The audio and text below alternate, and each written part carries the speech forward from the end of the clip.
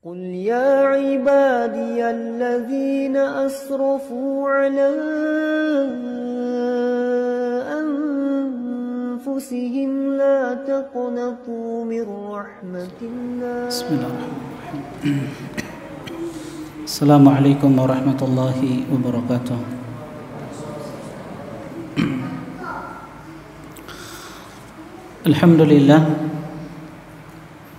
Alhamdulillahi al-ihsani wa syukru lahu ala taufiqihi wa amtinani. Asyhadu an la ilaha illallah wahdahu la syarika lahu ta'ziman li sya'ni.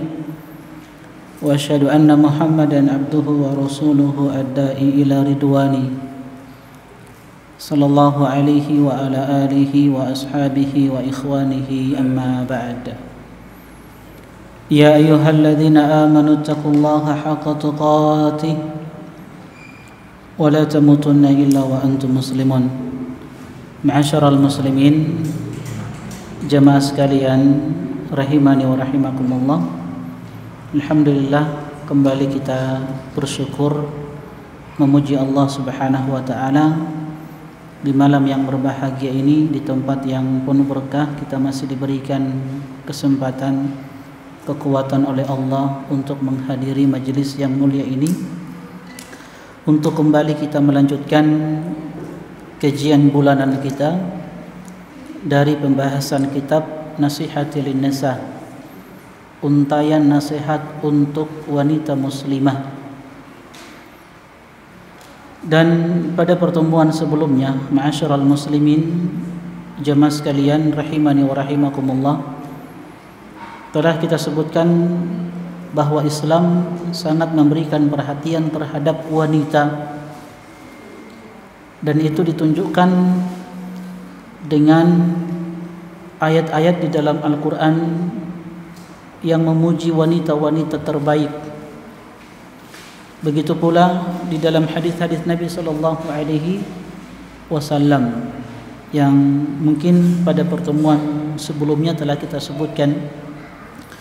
Di antaranya apa yang disebutkan oleh Nabi sallallahu alaihi wasallam di dalam hadisnya, bahwa kata beliau, khairu nisa'il alamin, sebaik-baik wanita alam semesta ini adalah Maryam bintu Imran, Khadijah bintu Khuwailid, Fatimah bintu Muhammadin sallallahu alaihi wasallam, wa Asiyatu imratu Fir'aun.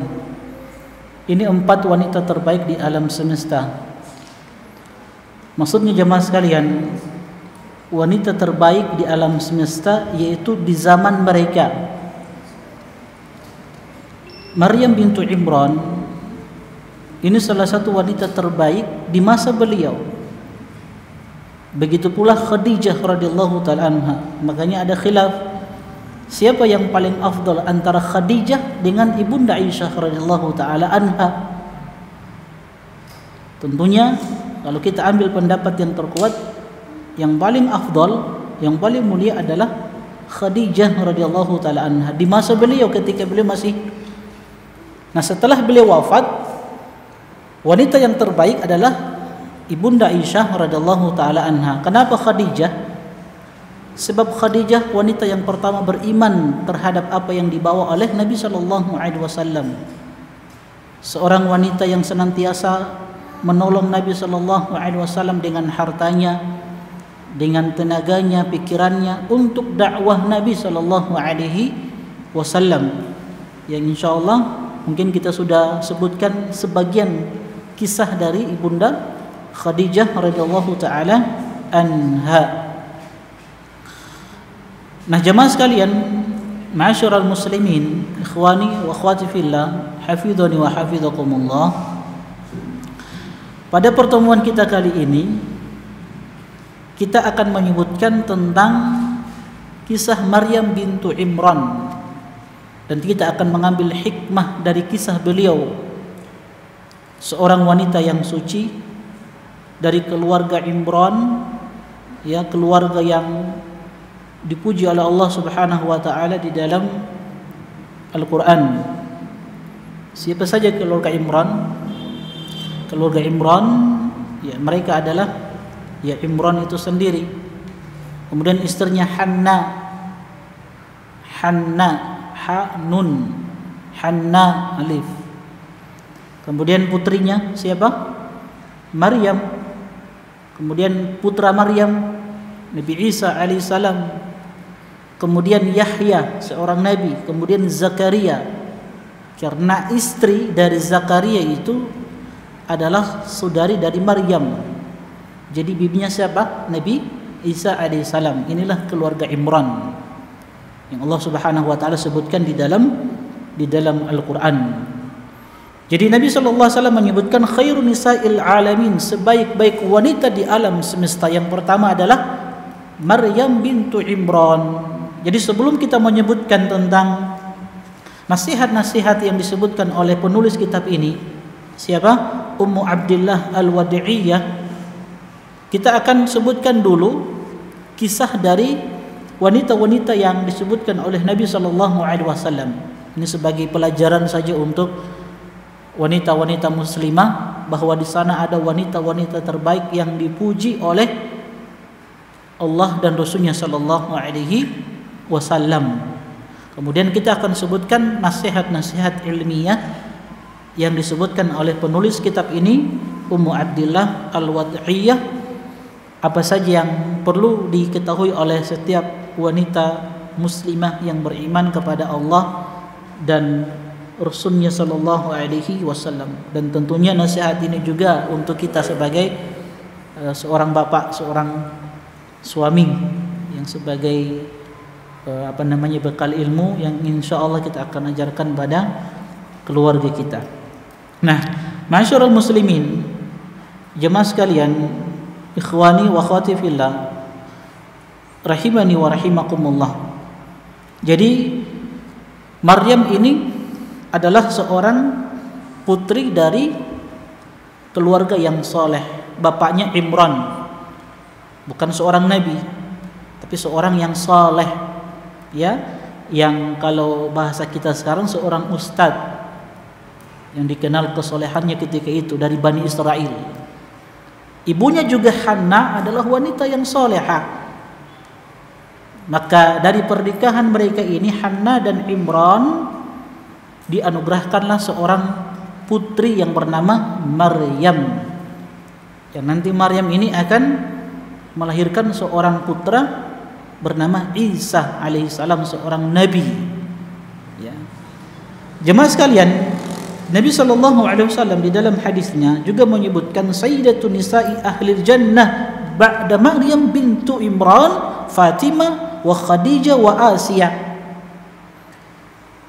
Di dalam riwayat At-Tabrani, hadis yang disahihkan oleh Syekh Al-Albani rahimahullahu taala, Nabi sallallahu alaihi wasallam bersabda, sayyidatun nisa'i ahlil jannah, pemimpin surga dari kalangan wanita setelah Maryam bintu Imran adalah Fatimah bintu Muhammadin sallallahu alaihi wasallam, anak Rasulullah sallallahu alaihi wasallam. Kemudian Khadijah radhiyallahu taala anha.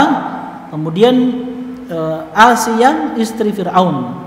Asia kan ada kisah tersendiri tentang beliau radhiyallahu taala anha. Nah, ma'asyiral muslimin, jemaah sekalian, kisah Maryam ini kita akan ambil dari beberapa ayat di dalam Al-Qur'an yang Allah Subhanahu wa taala ya abadikan di dalam Al-Qur'an, sebutkan di dalam Al-Qur'an. Jadi sekali lagi, beliau dari keluarga apa? Keluarga Imran, seorang bapak yang soleh dan ibunya solehah. Beliau punya bibi bernama bibinya seorang yang solehah juga, istri dari Nabi siapa? Zakaria, Nabi Zakaria, yang kemudian lahir seorang putra juga yang bernama Nabi Yahya. Makanya ketika Nabi SAW ketika Isra dan Mi'raj, Nabi kan bertemu dengan siapa? Nabi Isa beserta Nabi Yahya. Jadi mereka keluarga. Nah, jemaah sekalian, di dalam Al-Quran Allah Subhanahu wa ta'ala ketika menyebutkan tentang kisah Maryam, Allah berfirman, Inna Allah astafa Adam wa Nuhan wa ala Ibrahim wa ala Imran ala alamin.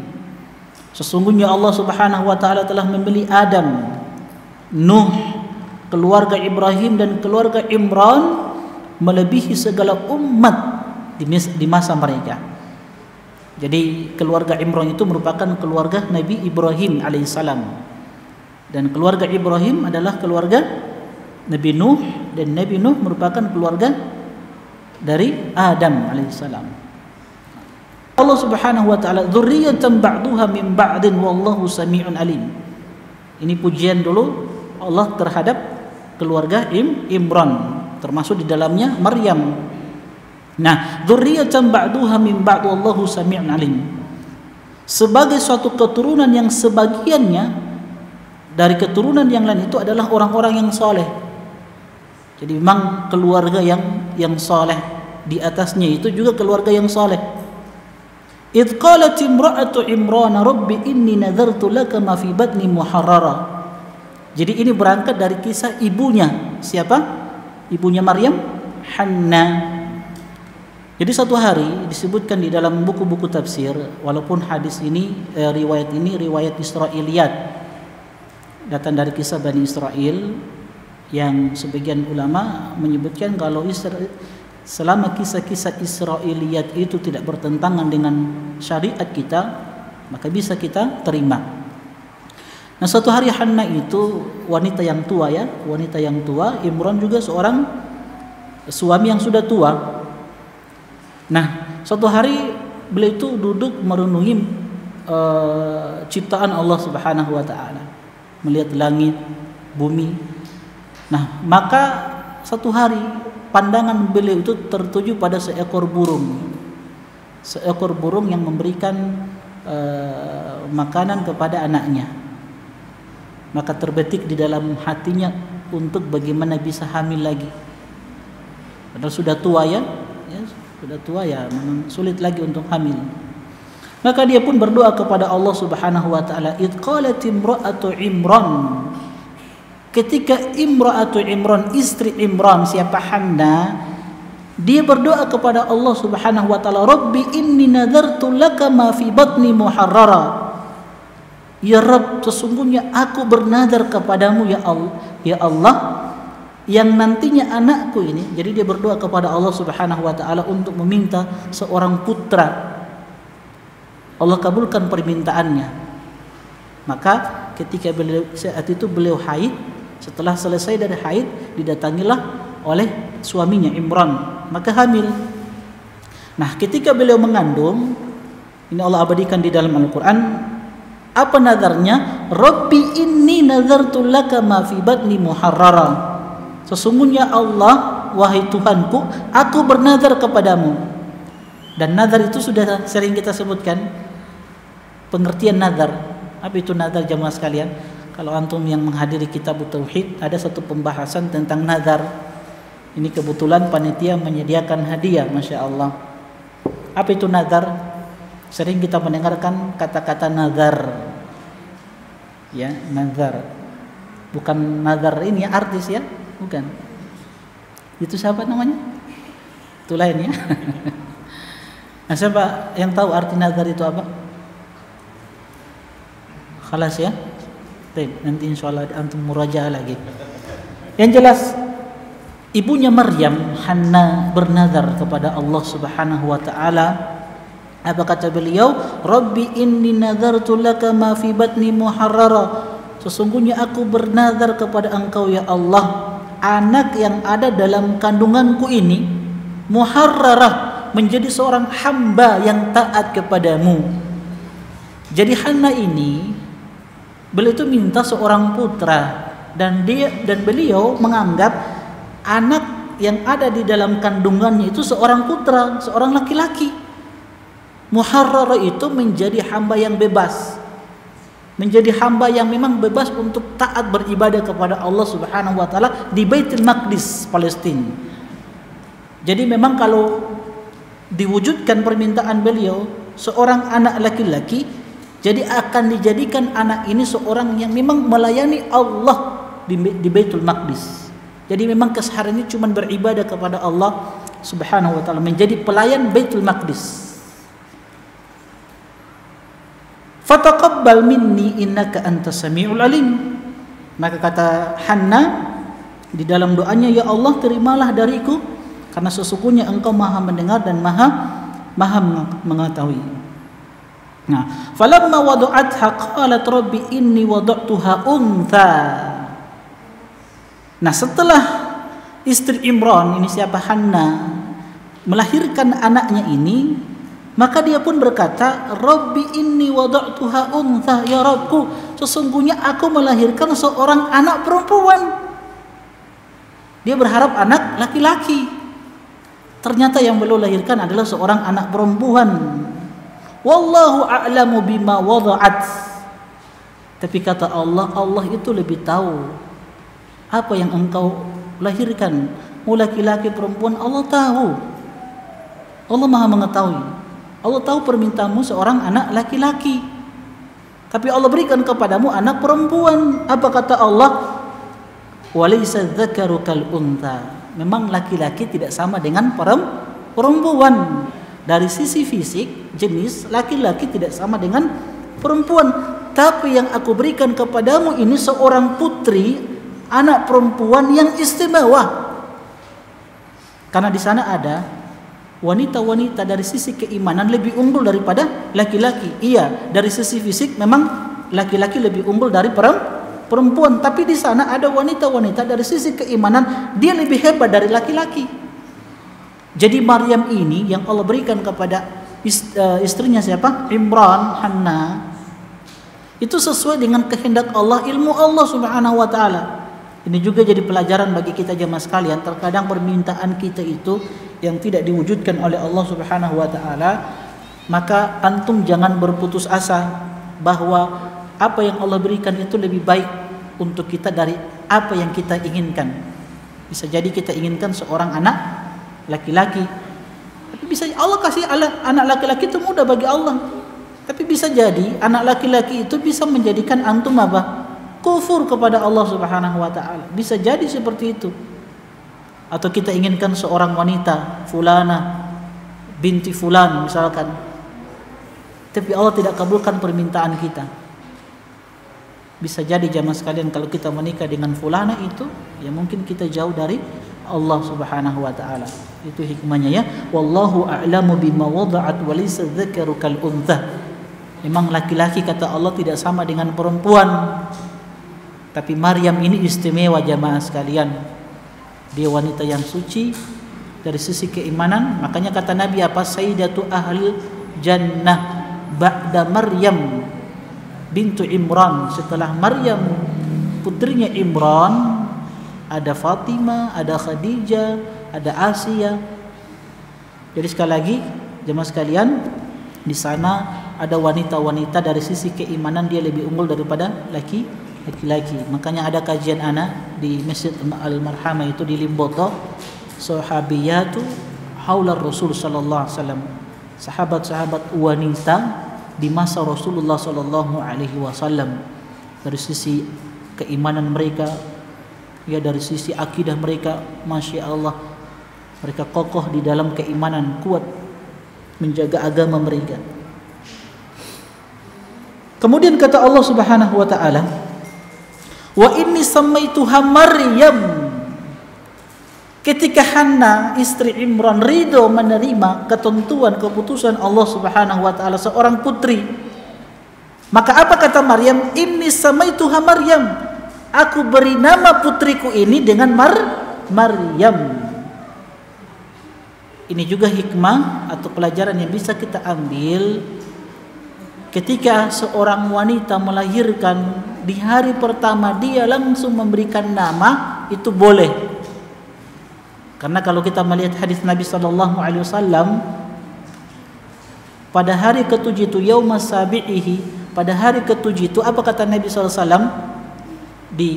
Dipotongkan kambing untuk dia, kemudian dicukur rambutnya, wa yusamma, dan diberikan nama. Itu kan di dalam hadis kan, di hari ketujuh.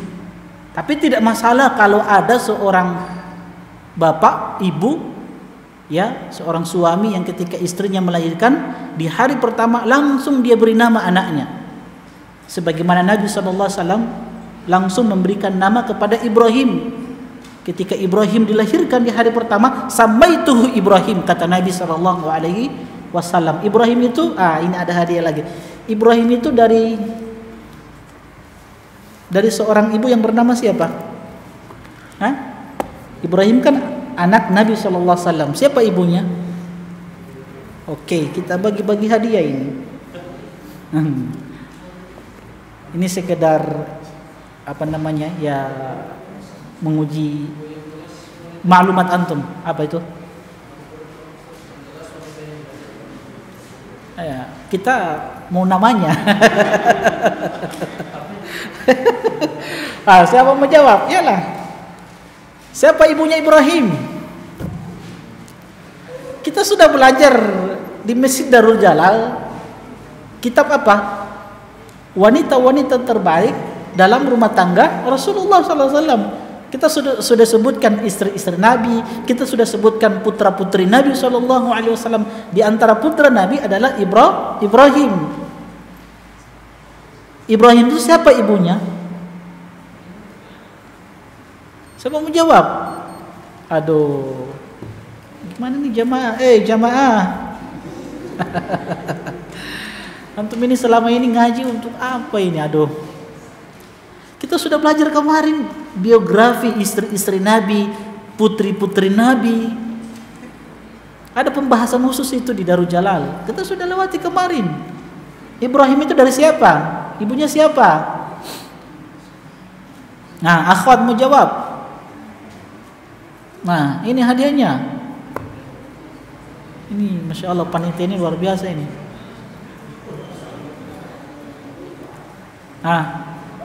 Siapa? Siapa istri-istri Nabi? Sebutkan saya, siapa tahu kena. Istri-istri Nabi. Dari siapa itu Ibrahim? Taib, anak tanya. Berapa jumlah anak Nabi? 7. Beliau yang jawab 7. Oke. Taib. Di antara 7 itu adalah Ibrahim. Nah, atau siapa mau sebutkan putra-putri Nabi? Nanti kasih hadiah lagi. Siapa mau sebutkan putra-putri Nabi? Taib. Ibrahim. Siapa ibunya? Nggak ada ya?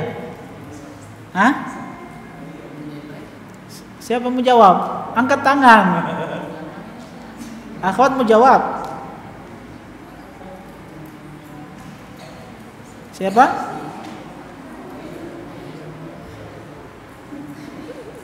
Siapa? Sarah? Sarah bukan Sarah. Sarah itu istrinya siapa Sarah? Ibrahim. Nabi kita Muhammad SAW. Siapa? Maria Al-Qibtiyah. Maria Al-Qibtiyah, Masya Allah. Ambil. Kasih hadiahnya. Antum buka catatan? Antum buka Google?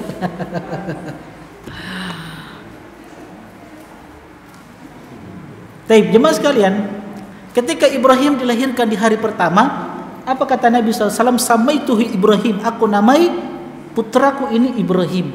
Jadi boleh ya, bisa di hari pertama, bisa di hari ke-7. Ya kalau hari ke-7 jangan sampai nanti suami sama istri bertengkar lagi. Ada yang mau kasih nama Joni, akhirnya jadi Janet. Nah, boleh di hari pertama. Ada yang namanya Janet di sini? Nggak ada. Jono ada? Joni ada? Wa inni sammaituha Maryam wa inni u'idzuha bika wa dzurriyyataha minasyaitonir rajim. Jadi aku beri nama dia siapa? Maryam, dan aku meminta perlindungan kepada Allah Subhanahu wa taala agar menjaga anak keturunanku dan menjaga Maryam dari gangguan syaitan yang terkutuk. Jadi jamaah sekalian, maka pelajaran yang bisa kita ambil ketika kita mendapatkan seorang anak, putra ataupun putri yang itu merupakan anugerah dari Allah Subhanahu wa taala, setelah kita beri nama, maka kita berikan apa? Kita berdoa kepada Allah, kita berikan ya sebuah doa perlindungan untuk dia. Kita minta perlindungan dari Allah Subhanahu wa taala agar Allah senantiasa menjaga anak kita.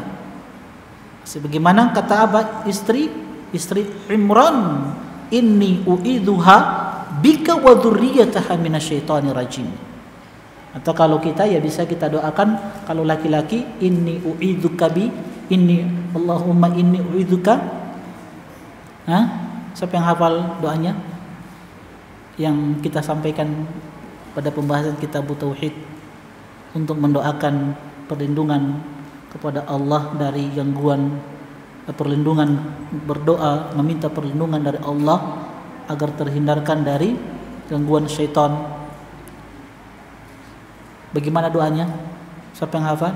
Inni u'idzuka bikalimatillahi tammah min syarri ma khalaq atau min kulli syaitanin hamma wa min kulli ainin lamma. Itu kalau laki-laki. Kalau perempuan, inni u'idzuki bikalimatillahi tammah min kulli syaitanin wa hamma wa min kulli ainin lamma atau min syarri ma khalaq. Jadi hafal doa ini. Ya. Baik, karena jemaah sekalian kalau kita mendoakan anak kita insyaallah dengan doa itu, sebab doa kita mudah-mudahan dia menjadi anak yang soleh, soleha, selalu terjaga, terhindar dari segala macam bentuk penyakit, ya, musibah, gangguan dari makhluk-makhluk Allah yang jahat. Yang diajarkan oleh Nabi sallallahu alaihi wasallam, kalau mau keluar rumah, turun rumah, apa doanya? Siapa yang hafal? Bismillahi tawakkaltu 'alallahi.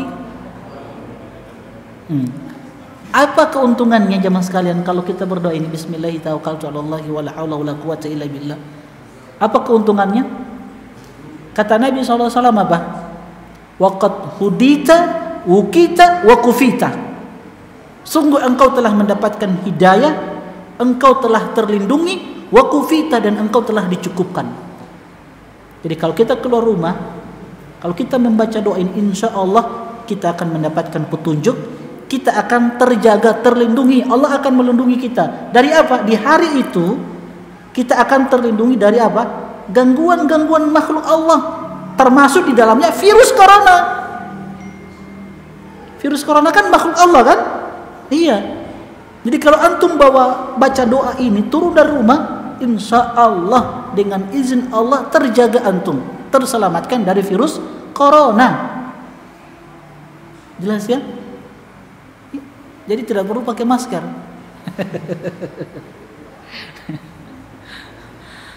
Ya, ini kita hadapi dengan zikir.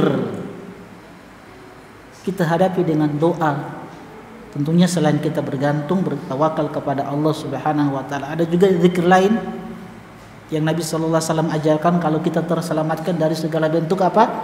Keburukan-keburukan, di antaranya apa? Virus corona. Apa zikir itu? Bismillahilladzi la yadurru ma'asmi syai'un fil ardi wala fis sama wa huwa samiul alim. Ini dibaca 3 kali pagi dan petang. Pagi dan sore hari dibaca 3 kali. Insya Allah antum terjaga dari keburukan-keburukan dari makhluk-makhluk Allah yang ingin membahayakan antum. Cuman kan kadang hal-hal yang seperti ini kan kita sepelekan. Iya, memang di dalam kehidupan dunia ini Allah telah tetapkan sebuah kaidah yang bernama sebab akibat. Ya, sebab akibat. Orang tidak mungkin kenyang kalau dia tidak makan, kan begitu. Orang tidak mungkin mendapatkan keturunan kecuali dia menikah, kan begitu. Ya, kecuali memang ada pengkhususan seperti Maryam kan. Maryam seorang wanita yang memang melahirkan seorang putra, seorang Nabi Isa alaihissalam tanpa apa? Tanpa pernikahan, tanpa disentuh oleh seorang laki-laki. Nah, itu pengkhususan itu jamaah sekalian. Tapi sebab akibatnya kalau ingin mendapatkan keturunan harus menikah. Cuman sekarang ini jamaah sekalian, ada juga wanita-wanita yang ingin menyaingi Maryam. Hamil tanpa suami ya, Masya Allah.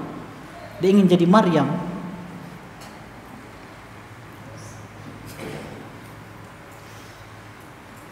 Itu doa yang diajarkan oleh Nabi sallallahu alaihi wasallam. Bismillahilladzi la yadurru ma'asmihi syai'un fil ardi wala fis sama.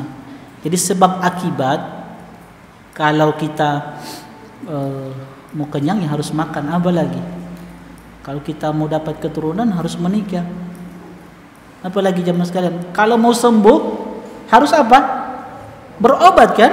Makanya kata Nabi apa? Tadawu ya ibadallah. Pergi berobat kalian wahai hamba-hamba Allah. Tapi itu nomor kesekian kalinya itu. Kesekian itu paling belakang itu.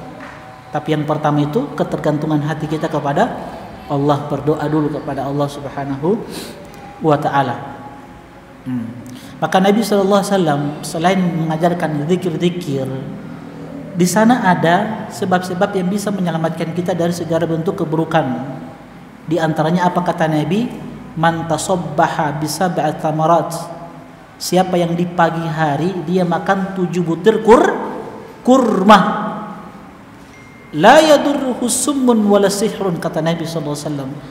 Kalau di pagi hari dia makan 7 butir kurma, itu pada hari itu kata Nabi SAW dia akan terselamatkan dari apa? Sihir dan dari apa? Dan dari keburukan-keburukan yang lainnya, termasuk virus corona. Itu sebab-sebabnya. Jadi kalau ada, walaupun 7 butir kurma ini, sebagian ulama mengatakan yang dimaksud dengan kurma di sini adalah kurma ajwa atau kurma Madinah. Tahu kurma Madinah ya? Ada sebagian ulama mengatakan semua jenis kurma, yang penting dia kurma. Jelas? Jadi kalau ada kurma di rumah jangan lupa makan 7 butir setiap paginya. Kalau antum mau terselamatkan dari sihir, dari gangguan-gangguan yang lainnya. Jelas? Alhamdulillah sekarang kan kurma mudah didapatkan. Kan banyak kurma ada di mana? Di Pustaka Sunnah untuk bisa dapatkan.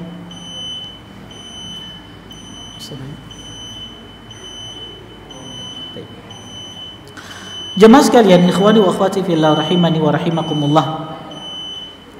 Kemudian kata Allah Subhanahu wa taala, fataqabbalaha rabbuha biqabulin hasan wa ambataha nabatan hasanan wa kaffalaha Zakaria. Maka Allah Subhanahu wa taala menerima nazar siapa? Hanna istri Imran dengan biqabulin hasan, dengan penerimaan yang baik, wa anbataha nabatan hasanah, dan Allah Subhanahu wa taala mendidiknya dengan pendidikan yang baik. Wa kaffalaha Zakaria, dan Allah Subhanahu wa taala menjadikan Zakaria adalah orang yang menjadi pemelihara siapa? Maryam. Kita tahu jemaah sekalian, ketika Maryam itu dilahirkan oleh ibunya Hanna, suaminya atau bapaknya Maryam itu meninggal. Siapa? Imran. Maka Allah Subhanahu wa taala menjadikan Zakaria itu yang termasuk keluarga Imran sebagai pemelihara Maryam. Walaupun di awalnya itu sebagaimana nazar siapa? Nazar Maryam, bahwa Maryam akan menjadikan anak di dalam kandungannya itu sebagai hamba yang taat kepada Allah, menjadi pelayan Baitul Maqdis. Akhirnya beliau berharap laki-laki, Allah berikan anak perempuan. Maka sesuai nazar dia, maka dibawalah Maryam ini di Baitul Maqdis. Dan di Baitul Maqdis itu banyak pendeta-pendeta ketika itu. Ini Bani Israel. Maka pendeta-pendeta ini karena melihat bapaknya Imran seorang yang saleh, karena ingin menghargai dan menghormati bapaknya, Maryam, Imran yang seorang yang soleh, bukan seorang nabi ya, tapi seorang yang soleh. Maka mereka rebutan untuk merawat dan memelihara siapa? Maryam. Masing-masing ingin merawat Maryam. Nah, akhirnya terjadi apa? Qur'ah itu apa? Diundi. Jadi diadakan undian. Sudah adzan ya. Tapi kita adzan dulu ya. Sallallahu alaihi Muhammad wa alihi wasallam ajma'in.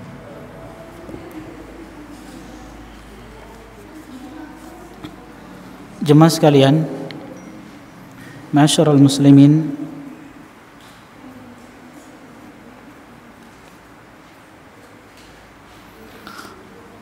rahimani wa rahimakumullah.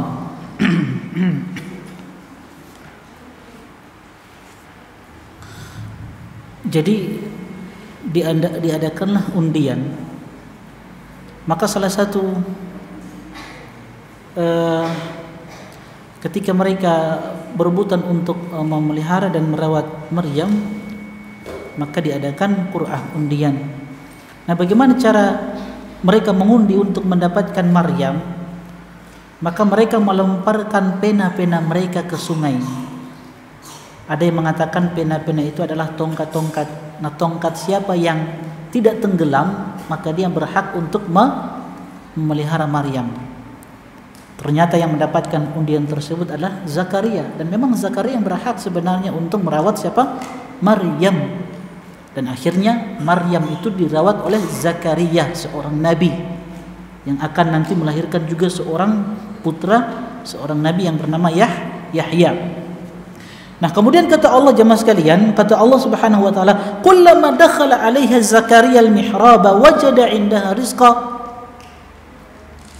Setiap Zakaria alaihi salam masuk untuk bertemu dengan Maryam di mihrabnya, wajada indaha rizqa, maka Zakaria mendapatkan rezeki di sisi Maryam, itu berupa buah-buahan. Dan mihrab itu jemaah sekalian, mihrab kullama dakhala alaihi Zakaria al-mihrab, setiap Zakaria masuk ke dalam mihrab. Mihrab itu kalau kita pahami seperti ini ya, ini mihrab. Tapi ini istilah yang datang belakangan. Jelas? Jadi mihrab yang disebutkan di dalam Al-Quran, dalam kisah Maryam ini, dalam surat Ali Imran ini bukan mihrab yang kita pahami seperti ini. Istilah ini cuma belakangan saja. Tapi mihrab itu sebuah tempat semacam kuil, tempat peribadatan yang tempatnya tinggi. Kalau kita masuk kuil itu, kita harus menaiki tangga, itu namanya mihrab. Jadi Zakaria itu membuatkan mihrab untuk Maryam sebagai tempat peribadatan Maryam. Ketika Zakaria masuk menemui Maryam, wajada indaha rizqa, maka Zakaria mendapatkan di sisi Maryam ada rizki Allah Subhanahu wa taala, yaitu buah-buahan makanan. Jadi ada dua keanehan yang didapati oleh Zakaria alaihi salam. Pertama, makanan yang tiba-tiba ada di tempat peribadatan atau kuil miliknya Maryam. Dikaget, ini dari mana? Keanehan yang kedua yang didapati oleh Zakaria, nah makanan ini, buah-buahan ini yang harusnya dia tumbuh di musim panas, dia tumbuh di musim dingin. Atau sebaliknya, buah-buahan yang harusnya tumbuh di musim dingin, yang harusnya berbuah di musim dingin, dia berbuahnya di musim panas, dan itu ada pada Maryam. Makanya siapa? Zakaria heran. Apa kata Zakaria? Qala ya Maryamu anna laki hada. Wahai Maryam, anti dapatkan dari mana ini? Kok ini ada buah-buahan yang harusnya tumbuh berbuah di musim panas, kenapa ada di musim dingin? Apa kata Maryam? Qalat huwa min indillah. Makanan-makanan ini dari sisi Allah Subhanahu wa taala. Ini tentunya apa? Karomah. Ini karomah dari Allah Subhanahu wa taala untuk seorang hamba yang taat, karena Maryam adalah seorang hamba yang taat beribadah kepada Allah Subhanahu wa taala. Karena ketaatan dia kepada Allah, Allah turunkan makanan tanpa harus berusaha bekerja. Tapi sekali lagi ini karomah, ya, karomah. Walaupun hukum asal bagaimana yang kita sebutkan ada sebab akibat, harus ada usaha. Kecuali seperti apa yang dialami oleh Maryam, karomah. Nah, apa itu karomah jemaah sekalian? Sering kita dengarkan kata-kata karomah. Di karomah itu sebagaimana dijelaskan oleh para ulama kita, sesuatu yang keluar dari adat kebiasaan manusia, sesuatu yang menyelisihi apa yang terjadi pada manusia. Itu namanya karomah. Dan karomah itu jemaah sekalian adalah pemberian Allah Subhanahu wa taala pada seorang hamba yang soleh, hamba yang senantiasa taat kepada Allah, hamba yang senantiasa taat kepada ajaran Nabi-Nya sallallahu alaihi wasallam. Maka itu karomah diberikan kepada hamba yang taat kepada Allah dan taat kepada Nabi-Nya sallallahu alaihi wasallam, seorang hamba yang memiliki akidah yang benar. Bukan seorang hamba yang memiliki akidah yang menyimpang. Itu karomah, ya. Jelas, ya? Karomah. Jadi jangan salah memahami tentang karomah. Jadi karomah itu pemberian Allah yang Allah berikan tiba-tiba pada seorang hamba tanpa keinginan dia. Jadi kadang kita tertipu. Biasa tertipu dengan penampilan, kalau jenggotnya Masya Allah 1 meter misalkan, atau dia pakai jubah, ya, pakai apa namanya itu, ya, surban. Surbannya lingkarannya luar biasa. Kadang kita tertipu dengan penampilan, kan, padahal yang diajarkan kesesatan. Nah, karomah itu bukan sewaktu-waktu kita inginkan langsung jadi, tidak. Dia pemberian Allah tiba-tiba kepada seorang hamba. Tentunya wali-wali Allah Subhanahu wa taala, sebagaimana Allah berikan kepada para sahabat Nabi sallallahu alaihi wasallam, di antaranya Umar Ibn Khattab. Antum tahu di antara karomah Umar Ibn Khattab ketika beliau menjabat sebagai seorang khalifah Amirul Mukminin di masa beliau selama 10 tahun lebih.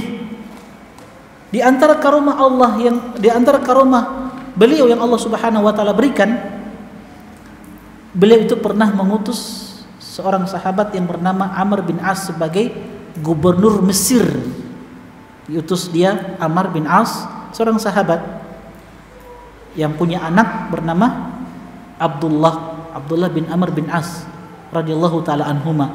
Nah, Amr bin As ini diutus oleh Umar di zaman beliau, di masa beliau sebagai khalifah Amirul Mukminin, sebagai gubernur Mesir. Nah, ketika Amr bin As tiba di Mesir, ada satu keanehan di Mesir itu. Nah, Mesir itu kita kenal atau terkenal dengan sungai Nil, sungai terpanjang kan di dunia, sungai Nil. Nah, sungai Nil ini setiap tahunnya itu kadang dia kering. Bukan kadang, yang memang setiap tahun dia kering. Tidak mengalir airnya, kering. Dia akan mengalir kalau ada seorang wanita, gadis, dipersembahkan atau sebagai tumbal untuk sungai tersebut. Kalau sudah dipersembahkan seorang wanita, seorang gadis, maka sungai ini akan mengalir. Kalau tidak ada, dia kering dan tidak akan mengalir. Itu didapat oleh Amr bin As. Kaget Amr bin As, ini menyelisih Islam. Sesembahan-sesembahan seperti ini perbuatan kesyirikan di dalam Islam, tidak dikenal di dalam Islam. Makanya Amr bin As itu, beliau menulis surat kepada Umar Ibn Khattab di Madinah ketika itu. Beliau ceritakan di dalam suratnya itu tentang apa yang beliau dapatkan di Mesir, bahwa di Mesir itu ada sungai Nil yang tidak akan mengalir kecuali dipersembahkan seorang wanita, gadis. Kalau tidak wanita, tidak akan mengalir dia. Maka apa balasan Umar Ibn Khattab di dalam suratnya? Beliau sebutkan satu kalimat di atas kertas. Ya Nil, ini karomah Umar, ya.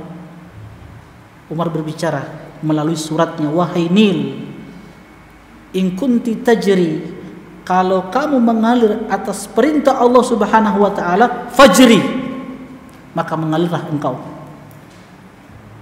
Tapi kalau engkau mengalir dengan kehendakmu, harus ada sesembahan yang diberikan kepadamu, ya, maka kami tidak membutuhkan engkau. Maka ketika surat ini dibacakan, di Nil tersebut, maka seketika itu Nil itu dia berisikan air dan mengalir. Ini diantara karomah beliau radhiyallahu taala anhu. Nah, diantara karomah Umar ibn Khattab, ini kita berbicara tentang karomah ya. Jadi salah kaprah kalau ada orang dia katakan mungkin dia sudah merasa Habib, sudah merasa keturunan Nabi Shallallahu Alaihi Wasallam. Nanti kalau dia inginkan misalkan mau pergi ke Mekah, nah sudah, ana berdiam diri di satu kamar, langsung tiba di Mekah. Sesuai dengan keinginan dia. Nah, itu syaitan, itu iblis, itu bantuan iblis. Jelas? Di antara bentuk karomah Umar ibn Khattab, Madinah itu pernah terjadi apa? Zilzal, gempa, dahsyat gempa yang terjadi di kota Madinah di masa Umar ibn Khattab, di masa pemerintahan beliau, kurang lebih 10 tahun lebih beliau memimpin kaum muslimin ketika itu setelah meninggalnya Abu Bakar radhiyallahu taala anhu. Ketika terjadi gempa, apa yang dikatakan Umar kepada bumi? Yal ardu uskuni biidnillah, diam engkau dengan izin Allah. Maka bumi yang bergetar, berguncang ketika itu langsung diam. Lihat bagaimana kehebatan orang yang beriman ya. Antum mau praktekkan silakan. Siapa tahu jadi. Bisa. Antum mau melamar akhwat, datang ke orang tuanya. Siapa tahu antum diberikan karamah. Wanitanya masya Allah kaya raya, cantik, masya Allah. Langsung antum bilang ke bapaknya, terima aku dengan izin Allah. Bisa jadi antum dapat karamah ketika itu. Yang penting syaratnya apa? Ketakwaan, beriman, memiliki akidah yang benar, ya, taat terhadap perintah-perintah Nabi, senantiasa menjalankan sunnah-sunnah Nabi Sallallahu Alaihi Wasallam. Atau antum bisa praktekkan ini sama istri antum. Ya, bisa praktekkan. Asal ucapkan dengan izin Allah. Kasih izin aku dengan izin Allah. Bisa jadi langsung dibuatkan surat. Masih ada waktu ini? 4 menit lagi. Taib. Jadi itu karomah siapa? Maryam. Karena sebagian orang, sebagian kelompok kaum muslimin, mereka berdalih dengan kisah Maryam ini. Tidak apa kita berdiam diri di masjid, habis waktu-waktu kita di dalam masjid, ya, insya Allah akan datang rezeki itu dengan sendirinya. Dengan kisah Maryam ini. Nah, ini salah pendalilan, salah penempatan. Itu karomah. Jelas? Ya, antum tahu jamaah itu kan? Jamaah yang senantiasa mendatangi masjid, yang tidak mau kerja. Dalil mereka ini kisah Maryam. Katanya Maryam saja lihat taat beribadah, cuma berdiam di dalam masjid, dalam mihrabnya, rezeki itu datang dengan sendirinya. Jadi tidak perlu kerja. Nah, itu salah pendalilan. Sering kita sampaikan, sebagian kaum muslimin, sebagian kelompok di dalam Islam, kadang mereka bawakan dalil yang sahih, yang benar, cuman salah pendalilan saja. Begitu. Sama dengan orang-orang Khawarij. Orang-orang Khawarij yang suka bom sana sini, kalau antum lihat syubhat mereka bawakan dalil-dalil Al-Quran, tapi kan salah penempatan, salah pendalilan, salah di dalam memahami ayat. Akhirnya apa? Mereka kafirkan pemerintah, mereka bom sana sini, salah pendalilan. Jadi hati-hati di dalam memahami ayat, memahami hadis-hadis Nabi Sallallahu Alaihi Wasallam. Kullama dakhala alaihi Zakaria al-mihrab wajada indaha rizqa qala ya Maryamu anna laki hadha qala huwa min indillah innallaha yarzuqu man yasha'u bighairi hisab. Dan Maryam ketika itu menyebutkan alasannya, ini datang dari sisi Allah Subhanahu wa taala. Kemudian jemaah sekalian, berlalu waktu, datanglah malaikat Allah Subhanahu wa taala kepada Maryam. Idh qalatil malaikatu ya Maryam innallaha astafaki wa taharaki wastafaki ala nisa'il alamin. Datang malaikat Allah, utusan Allah untuk berbicara dengan Maryam. Maka kata malaikat, ya Maryam, sesungguhnya Allah telah memilih engkau, telah mensucikan engkau. Mensucikan dari apa?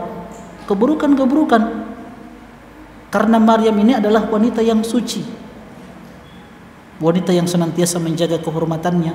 Makanya jemaah sekalian, ketika Jibril alaihissalam datang kepada Maryam, ya, apa yang dilakukan oleh Maryam? Fatakhadat min dunihim hijaban fa arsalna ilaiha ruhana fatamatsalaha basharan sawiyya. Ini kita menyebutkan dulu sedikit kisah tentang bagaimana Maryam itu menjaga kesuciannya. Ketika Jibril datang kepada Maryam, ya, diutus oleh Allah Subhanahu wa taala, fatamatsala laha basharan sawiyya. Jibril itu menjelma sebagai seorang laki-laki yang tampannya luar biasa. Itu langsung hadir di hadapan Maryam. Apa kata Maryam? Qalat inni a'udzu birahmani minka in kunta taqiyya. Apa kata Maryam? Sesungguhnya aku berlindung kepada Ar-Rahman, kepada Allah Subhanahu wa taala, minka darimu, in kunta taqiyya, kalau kamu bertakwa tinggalkan aku. Langsung seketika itu dia minta perlindungan kepada Allah Subhanahu wa taala. Maka sedikit faedah yang bisa kita ambil, seorang wanita itu yang soleha, sekuat apapun keimanan dia, kalau dia dihadapkan dengan fitnah seperti ini, ya, kalau dia dihadapkan dengan laki-laki, maka langsung minta perlindungan kepada Allah sekuat apapun keimanan dia. Sebagaimana Maryam alaihissalam, Maryam seorang radhiyallahu taala anha, wanita yang soleha. Maryam bukan seorang nabi, ya, karena memang tidak ada nabi dari kalangan wanita. Langsung beliau memohon perlindungan, a'udzu birrahmani minka in kunta taqiyya, aku berlindung kepada Allah. Tapi wanita sekarang kan tidak. Kalau dihadapkan dengan fitnah seperti itu laki-laki, apalagi tampan, dia minta nomor WA-nya kan. Mana antum pe biodata. Tapi Maryam alaihissalam, Maryam radhiyallahu taala anha langsung berlindung kepada Allah Subhanahu wa taala. In kunta taqiyya. Ini memang beliau menjaga kehormatannya. Dan sifat wanita itu kan pemalu. Sifat wanita itu, dia wanita soleh itu memiliki sifat yang luar biasa, sifat pemalu. Sebagaimana raksasa pemalu. Antum tahu raksasa pemalu? Ada hewan yang Allah ciptakan yang dijuluki oleh para ulama dengan raksasa pemalu. Siapa yang tahu? Hewan apa itu yang dijuluki oleh para ulama dengan raksasa pemalu? Siapa itu? Hewan apa itu? Hah? Gajah? Masa? Bukan gajah. Hewan yang yang para ulama juluki dengan raksasa pemalu. Hewan apa itu jemaah sekalian? Baik, untuk mendekati jawaban, Allah sebutkan di dalam Al-Quran hewan ini. Apa? Ya? Unta, Masya Allah. Kasih beliau. Afala yanzuruna ilal ibili kaifa khuliqat. Tidakkah mereka melihat kepada unta, bagaimana unta itu diciptakan? Antum tahu kelebihan unta itu? Salah satu kelebihan unta itu adalah hewan yang malunya luar biasa. Bagaimana rasa malu unta itu? Unta itu kalau dia mau mendatangi pasangannya untuk melakukan hubungan intim, dia lihat dulu orang-orang yang di sekitarnya, makhluk-makhluk yang di sekitarnya. Kalau tidak ada makhluk-makhluk yang di sekitarnya, mau manusia atau hewan-hewan lain, baru dia datangi pasangannya. Dia tidak mau ketika dia melakukan hubungan intim, mendatangi pasangannya, betinanya, itu dilihat oleh makhluk yang lain. Dia tidak mau. Makanya dijuluki oleh para ulama dengan raksasa pemalu. Kenapa raksasa? Karena unta ini hewan yang luar biasa. Seberat apapun beban yang dipikul oleh unta itu mampu menahan beban yang dipikulkan di atasnya. Makanya disebut raksasa, pemalu. Kalau mendatangi pasangannya dia malu. Kalau hewan-hewan lain kan semacam anjing. Pokoknya anjing itu kan pokoknya dia tada. Dia pukul rata. Apalagi hewan-hewan yang lain, tapi unta tidak. Dia pemalu luar biasa. Harusnya wanita itu melebihi sifat malunya itu melebihi apa, mengalahkan apa? Sifat malu yang ada pada unta. Kalau sekarang kan wanita buka-bukaan, semua tak buka, atas bawah tak buka. Tidak ada rasa malu lagi. Bahkan hewan unta ini lebih malu dari wanita-wanita sekarang ini. Kan begitu. Nah, Sudah, masih ada waktu? Sudah ya? Insya Allah kita lanjutkan saja pada pertemuan selanjutnya bulan depan. Ingatkan ya, kita masih pada kisah Maryam, yang mudah-mudahan kita bisa ambil hikmah dari peristiwa atau kisah yang beliau alami, dan kita berdoa kepada Allah Subhanahu wa taala semoga diberikan kekuatan, kesehatan, dan senantiasa istiqamah di dalam menjalankan perintah-perintah Allah. Subhanakallahumma bihamdik, asyhadu an la ilaha illa anta, astaghfiruka wa atubu ilaik. Assalamualaikum warahmatullahi wabarakatuh. يا عبادي الذين أسرفوا على أنفسهم لا تقنطوا من رحمة الله